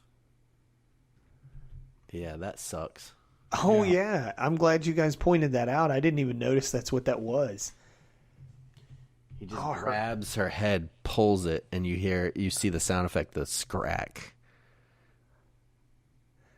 He's got eyelids of steel. I mean, look at those speed lines of him just shooting, just firing Amy off. It's so dude, cool. Even the expression on her face, it's like, it's just good, dude. And I don't know, what do you call them, globulates of blood? Yeah, it's fucking awesome. Yeah, and again, I know this whole thing evokes Jaws, but he flings Amy and she just the body language, she just goes scooting up the beach and there's just all that sand flying, and then Malcolm and Mako are just really drilling each other in the water there. But then that scene of all the people running out of the water, dude, it's perfect. I'm looking at this issue and I don't know. It's just something about the way the Mako character looks and functions that always makes the best fight scenes in Savage Dragon. I'm looking at this fight scene, it's man, this might be one of my favorite up there, and a top favorite, sequence. I've always felt Mako made the best anti-dragon character because he kind of has the same physique as Dragon. Yeah. So when Dragon and Mako fight, or in this case Malcolm and Mako, it always feels like they're on even footing. Yeah. Right. Which I guess always brutal because he's got razor sharp teeth, Right. No, it's just good. I mean, this makes me think of the prison fight scene, and I don't know, it's just good. It's got that element of the water splashing all around them that just adds I don't know, certain something extra, Yeah, But I mean, all it these does. poses are amazing. The panel with the Thruck where he's punching Malcolm's eye and just exploding it more. What a cool panel. Yeah. I mean, and it's just great that even the shit talk he's talking, it's just dude, you could tell he's out to kill. It's dude, you fucking hurt the kids. Your ass is grass. I love, all the people running out of the water. The bottom panel, it's some old broad with, just running. She looks great, I don't know, it's not just, you know what I mean? His characters all look different ages, different sizes. Yeah. It really gives you that feeling of a real beach with just a bunch of different people on it. What's funny is, go ahead. I said we do at least see that girl who got her leg ripped off getting pulled out of the water. Yeah. What's funny is even during the sequence of just there's all this chaos, you do get the sequential storytelling of it's but that girl makes it out. Yeah. It's nuts, dude. Dude, the next page, the panel of Mako tossing Malcolm. He's got the two finger sticking out pose and all those hatch lines that are around. Mm-hmm. It looks so cool. Yeah. And then he throws Malcolm into a House just explodes the house. And Malcolm comes out of the house with a barefoot bathtub. The clawfoot. Yeah, the little clawfoot bathtub. Bwang. It's so good. It's so That's good. the cool thing too about Mako. When you smash him, you can just show teeth flying everywhere. Yeah. It's good, dude. It's good as hell. EMTs, quick acting. They're there. Yeah. They're on the scene. Man, John Day shows up 3 times in this issue. So he's behind the girl getting pulled out of the water. He's at the funeral, and now you see him by the ambulance. That's not John Day. You sure? John... he's got too much hair to be John Day. You're yeah, right. But the one at the ambulance is John Day. Yeah, that looks like John Day. Yeah, so when that panel when Malcolm's electrocuting Mako, he electrocutes him so hard the hand flies out of his eye socket. It's awesome. I did not notice that, guys. That's fucking awesome as shit. But then It's Mako with the wrong fin. Dude, how cool is this? Dragon Mako. Yeah, I love the panel where it's that middle panel, while the negative black space is like in his mouth, kind of. Mm-hmm. So cool looking. TikTok, motherfucker. So good. So this happened because Amy had her whole arm in his eyeball and had it ripped off. So her blood and his blood in the eye mingled. Yes. Which is crazy though, because how many times is like Dragon get into a fight with somebody or Malcolm and their blood's flying all over the place? I guess eating it doesn't work. I don't know. Like I said, this is one of those things why I don't really like the blood thing, because there's too many questions it raises. Why doesn't this happen all the time? Well, at any rate, it is a pretty cool design. Now, baby. Noticeably, his eye has healed as a result of this. So the healing properties of the blood are in full effect. And he's stronger because, like, dude, his punch against Malcolm, like even the one before it goes through his torso, is just like fucking noticeably more powerful, you know? Yeah.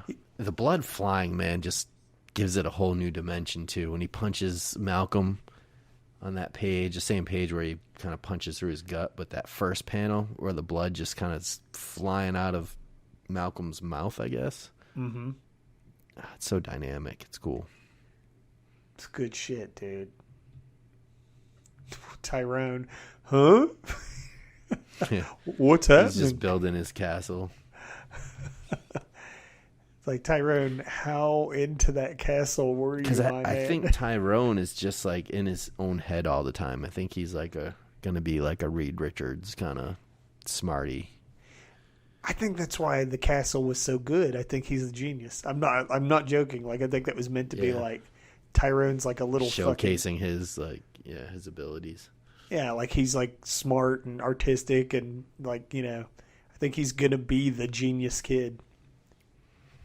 Dude, so when you see the Sput panel, where'd your mind go? Just Mako dying, right? Just Mako dying. You didn't think it was Jackson related? No. No, because, I mean, we know Mako's infected. Sput only means one thing. Mako kabloomed. Dude, this ending is hilarious. You got infected by blood. Dude, that Maxine panel, so great. The close-up near the Sput. Oh, yeah. Oh, it's so good, dude. There's so much good shit in this issue. Like, so many good Maxine really close-ups, so many incredible, like, the action is over the fucking top. It's TNT. This ending, chef's kiss, the last panel. So funny. This is dude, I totally forgot. Like, in the whole fight scene, I just forgot Billy's ass was running around. What a funny payoff for them looking for Jackson. Is for fucking Billy to show up. I think we need to go back and talk about Jackson really quick. So Sure. We go back to the beach scenes where the kids are playing in the 6 panel pages. Uh-huh. We see Jackson chasing this blonde kid. And we see Jackson chasing this blonde kid under the pier. And at that point, Jackson disappears from the story. Right. So it raises a question. Who's this blonde kid? And where have they gone? I think Jackson may have been kidnapped. You think? By nefarious forces. What's crazy is it could even be, I mean, they're at the beach. It could have even been a riptide. Drags him out. I mean, they are under the pier. I mean, I suppose that's possible, but I feel like Jackson would be strong enough to swim against a riptide. Not if he's trying to save the other kid. It is a weird thing. Like, you got to figure it's got to be something, because you're not just going to be like, oh, maybe he will. I don't know. But it'd be weird to be like, oh, I just got lost and leave it at that. I mean, it sets up the Billy gag. Fair enough. But I can't imagine it's not nothing. I honestly feel like it's a plot point. Let's also throw this out that Tyrone was so involved in his sandcastle, he missed everything somehow. Right. So Jackson could have just missed everything. You never know. No, I get it. It just would be a weird. I guess it's setting up the Billy thing, but it just seems. I mean, this is comics. It seems like it's gotta be for some reason. It's like this blonde kid. Just it seems like Jackson's chasing him for fun for him, but I don't know. There's something because he disappears from the story. It feels more nefarious. Yeah, you could be right. Because he's clearly because when he's under the pier, you can clearly see that he's very far away from everybody at the beach. So he's being led to a secluded place. Could be, man. I mean, the VC is still out there. I don't know. That's a good observation. We know his ass is missing. We know that. Right. Also, pretty funny that the half shark, half dragon kid is the one who turns up, having just fought half dragon, half shark man. Yeah. Oh, it's cool, man. It's very cool. I do like the sort of like low key commentary. You know, Kryllian blood kind of takes over, you know, whoever and changes them. But Mako didn't really change much other than turning green and getting a fin and healing powers and stronger. Yeah. I mean, like I said, he has a similar build to Dragon already. But also... And my recollection is all the VC guys who got injected with it, they didn't really change their physique either. I'm just saying sharks are unchanged for like millions of years. So it's kind of cool, I think. Science nerd thing probably doesn't mean anything. You're right. The VC guys didn't really lose their visual flourish. I just think it's cool. That's all. Well, he's gone now. He's dead. Yeah. So let's talk about that real quick. I wasn't expecting the book to get closed on old Benedict that quick. It's kind of a quick turnaround on him. Because the thing is, served his purpose. Well, when Erik brought him back, he was like, fucking King Shark, fucking people thinking that Mako's King Shark, you know, and then like. Then he just brings him back and just greases him. Like fucking not many issues later. Raven, have you been reading this book for any period of time? Yes. Just a little bit. That I do think it's funny, though. Getting greased is like what happens. All right. You don't think it's funny to like... I was afraid he was going to live longer, to be completely honest. You don't think it's funny to be like, I'm bringing this visual back to the book and then just get rid of it? No, honestly. It felt like it was a temporary thing. Old prognosticator Purcell, never surprised. Okay. Yeah, I'm unflappable. All right, Miss Cleo. Fair enough. I'm gonna miss the visual, but I didn't like the new character. It was too one-dimensional for me. Benedict? Yeah. You didn't like serial killer Mako? Yeah, I didn't like him either. I think in this issue in particular, he was shown to be cool in his own way. Yes, this issue was cool because it was like Jaws that could actually climb into land, but... I've seen that movie. Asylum made it. You guys don't know all the shark movies that the Asylum makes? No. Oh, Jesus Christ. Land shark's like one of their bread and butters. Oh, I know Sharknado. I don't know Land Shark. Sharktopus. Yeah, I just thought after this issue, I was like, oh man, he's so cool. And then he fucking died. And I was like, oh, okay. Yeah, he wasn't that cool. Fair enough. What do you guys think about it? I mean, I guess Billy's belongs to the Malcolm family now, huh? Yeah, I think that kind of is implied that he's might be sticking around. Guess we'll see. He's a weird looking dude. Oh, Ken Albury will be happy. He was a Billy fan. He was an insect fan more than anything, right? I was gonna say it's not insect, but at least you get Billy, right? Maybe Maxine can put on the insect costume. Maybe she was insect this whole time. Oh, I don't believe so, but that's okay. So all in all, I mean, absolutely incredible issue. How about we jump into this backup real quick? Really quick before we do the backup. late breaking news. Ooh. Erik has just posted a variant cover to issue 265. God which damn it. The main cover is the one where Samurai is punching Malcolm in the junk. So the variant cover is done by Gary Frank. You guys can find it in the Discord chat. I linked it. Ooh. It is cool. pretty damn cool. It has Malcolm having just fought a tentacle monster in the toilet, and there's blood everywhere, and Maxine is too busy watching her stories to care. He got the toes right. He got the fin right. Yep, Finn's looking good. His head's kind of tiny, though, but I think that's just Gary Frank. His body's big. Right. No, it looks good. His body's big. I think it Maxine looks looks great. Maxine looks incredible, dude. He doesn't have that weird Gary Frank face. I know, dude. Listen, it's got to be hard for Gary to not do crazy eyes. So, yeah, he fucking killed it on this cover. This is a great cover because it feels like it's a Malcolm Maxine cover. Yeah, I love it. I think it looks great, man. Holy shit. Dude, he's killing it. Can I just say, like, I do not like the double cover where it's just retro trade dress. Mm-hmm. Yeah. This is what I always want from variant covers, is a cool visual. Yeah. And of course, Gary Frank, Erik did a cover for Geiger, which is Gary Frank's book.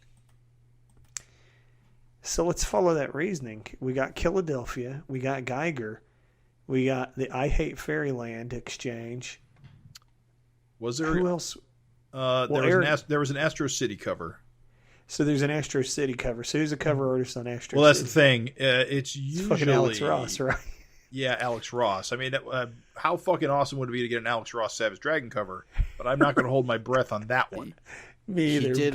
He did the what's the Kirkman Firepower, right? So Chris Samney maybe. But I think a bunch of people did covers for that, so I don't know. Well, I'm just saying, if you follow that logic, there could be some more clues in the future. Alex Ross, can you imagine in the year 2023 of our Lord and Savior, a new Alex Ross cover with Maxine? Yeah, because Alex Ross did draw. See it happening. Alex Ross did paint the Superman Savage Dragon book that Erik published. Although I think he was painting over Erik's pencils. Yeah. Yep. I'm gonna have to compromise all my principles and morality, and ask an AI to render what an Alex Ross, Malcolm Dragon, and Maxine cover would look like. Help us, AI. Help us.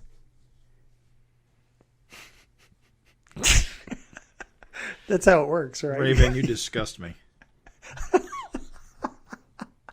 Please, no one do that. Like every listener, do not do that. It was just a joke. Goddamn. Please don't use that. Why don't you feed in all of Raven's Dojo and just have it make Raven's Dojo for you? Can't do fingers. One thing before we get into the while we're still on this breaking news variant cover, just want to remind again, another much better cover than anything that we got for like 250. Oh yes. Besides Simonson, again, just I don't know. It's like, man, I just hope the next anniversary issue has artists like this that actually care about putting quality covers out. Yeah, learn the lesson. That's all I'm saying is learn the lesson. Don't go to guys like Phone It In Frank and Rip You Off Rob and Twiddle His Thumbs Todd. I don't know. All right, so shall we get into the backup of this? It's issue? very interesting. Jim shone some light on this backup that honestly made it a lot more interesting. All right, so the backup, let's talk about that for a little bit. It's kind of interesting. This was something that I guess the writer R. Alan Brooks posted on the Facebook page. He wrote the story, and it features the first black superheroine ever published, which is Butterfly. This character was published in 1971 by Skywald Publications. And so that's why they set it this story in the 70s as well. I guess he wrote this in 2018 for another publisher, and it didn't get published. And so I guess he knows Erik, and Erik agreed to publish it as a backup here. So he seemed really stoked on in his post. We've got the artwork by fan favorite Frank Fosco, who everyone knows by now. Anyone that's a Savage Dragon fan.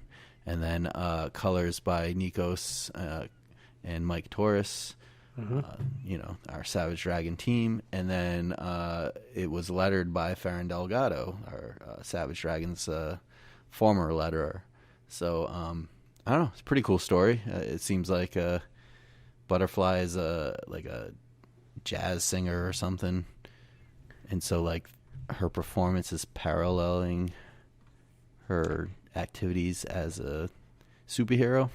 Yeah, it's a cool framework for you've got action from her secret identity as Butterfly, but then you're also very much getting her true personality, her lounge singer. It's kind of a cool framework the way it's written, because you definitely get both. Like you said, the things she's saying mirror kind of the action that's going on. It's kind of neat. It's a neat conceit. Yeah, it's cool. It's Frank Fosco's killing it as always. Lots of shadows and light, kind of juxtaposition. I dug it. It was a pretty big surprise for me. Like, there was no talk about it. I guess that happens sometimes with these backups, but I was just like, I remember flipping the page and it's like, oh, Frank Fosco. And this is before there was a post on it on Facebook, because we get the issues a little bit early to review. And I was like, what is this? What's going on here? Yeah. It's just something different. Yeah, it was very surprising. I'm with you, Craig. The whole time I was just like, well, this is weird. Like, this is really, like, interesting. But, like, like, is this Frank and, like, the writer's character together? Like, I've never seen this character. I just finished the reread. And so I was like, there's not even a hint of this character anywhere else. So I guess the main real confusion was I was just like, like, where the hell did this character come from or whatever? Dude, Frank does a beautiful job. If you have a little bit of Google foo, dear listener, you can find actually someone has gone to the trouble to scan in the first two appearances of Butterfly from Hellrider #1 and Hellrider #2, which was kind of like how Spider-Man shows up in graphic fantasy. That's how Butterfly was. She just shows up in there. And there's this website, museumofUncutFunk.com, and you can find the Butterfly right there under their vintage black heroes. And you can see it's crazy because Frank's art really, like, it's crazy how well his art matches the original art from 1971.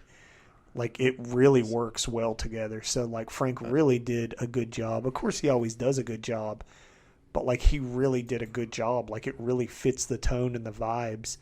And it's just kind of cool. Like, this character, the Butterfly, predates DC's black superhero heroine by 2 years.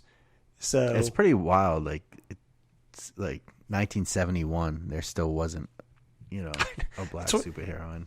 That's what I told Jim. I was like, that's kind of sad, dude. Like, that's, not crazy. That long ago. And it wasn't even, like, published in a major, like, DC or Marvel, Like, no. Like, they didn't think that was a thing that they could have done.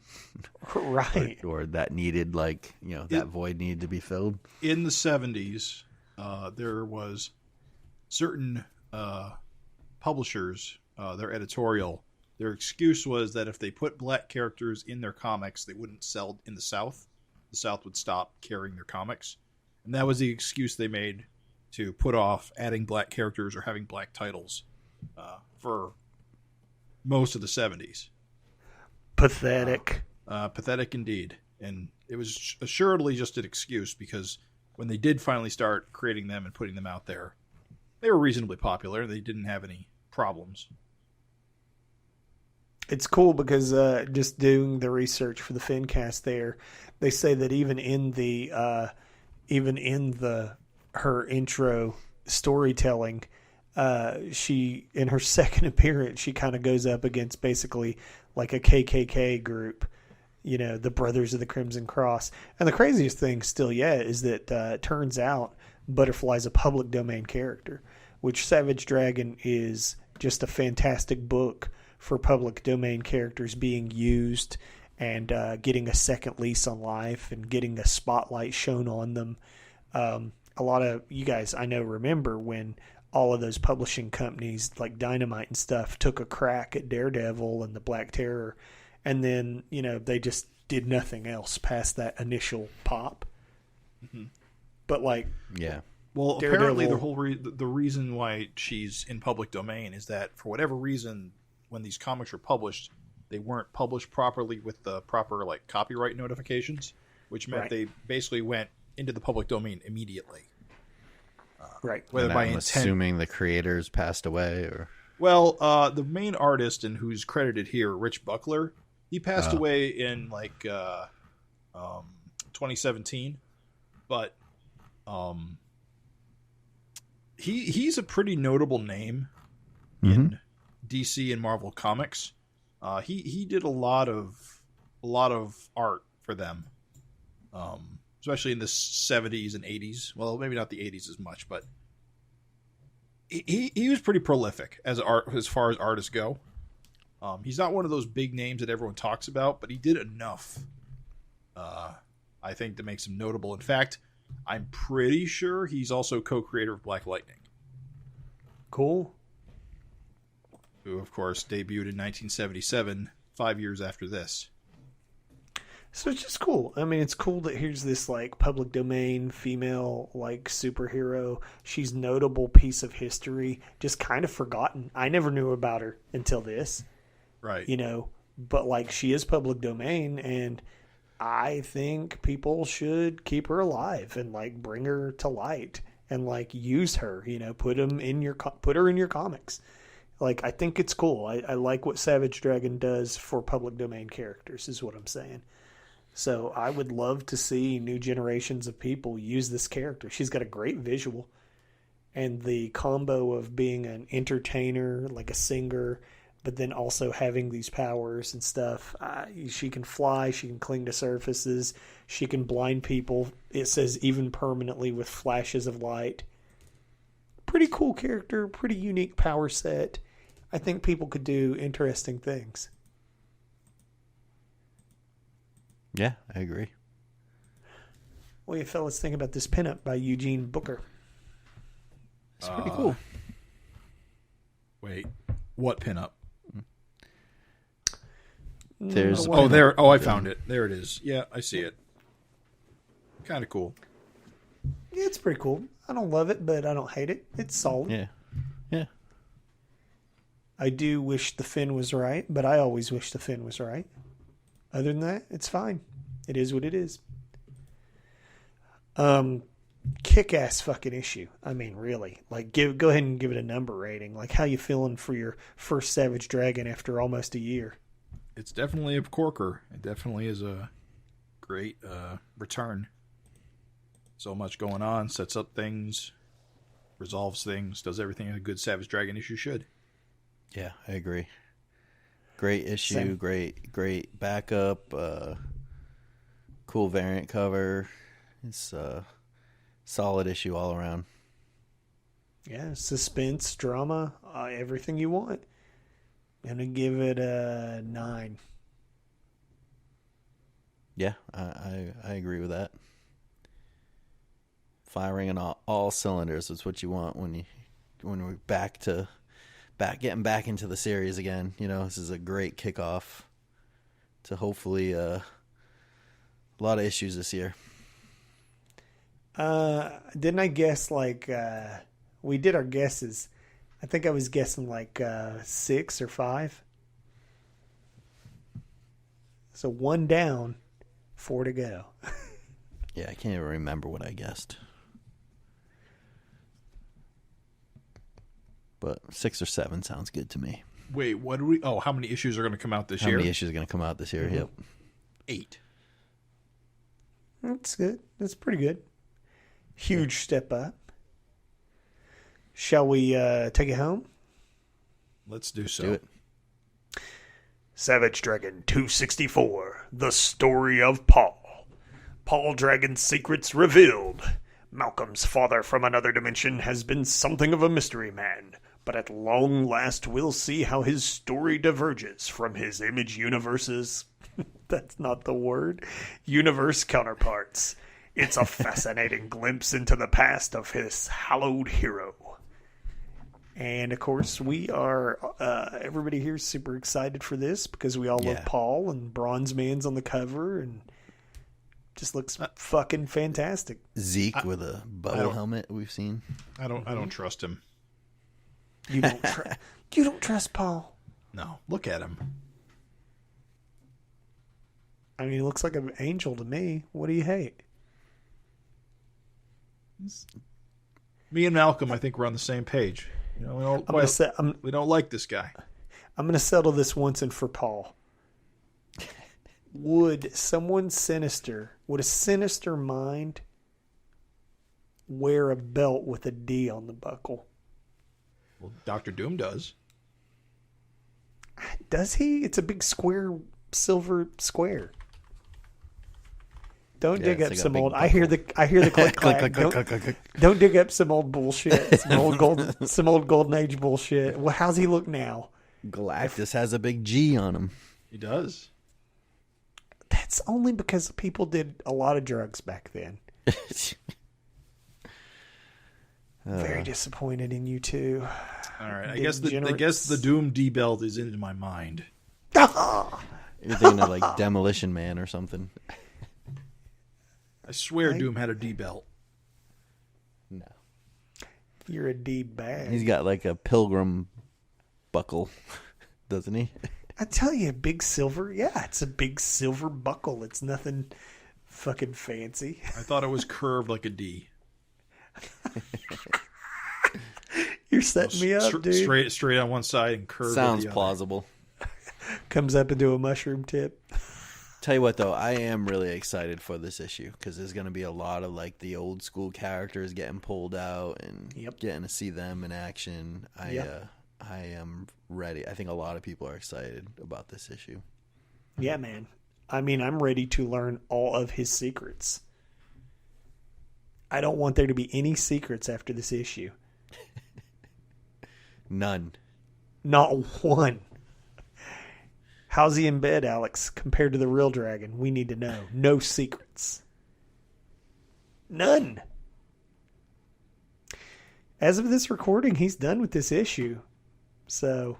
What, the next issue? Yeah, 264. Wow. He's yeah.